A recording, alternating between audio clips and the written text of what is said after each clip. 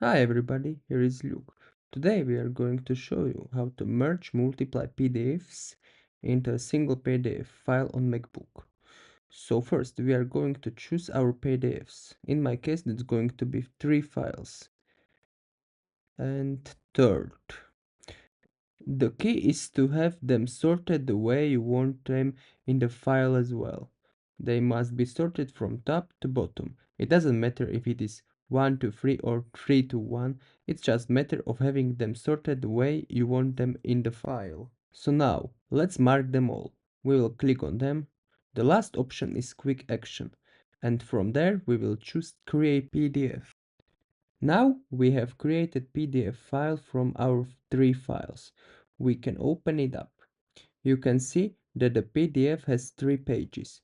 So that's all. If you find this video helpful, don't forget to leave me a like and subscribe.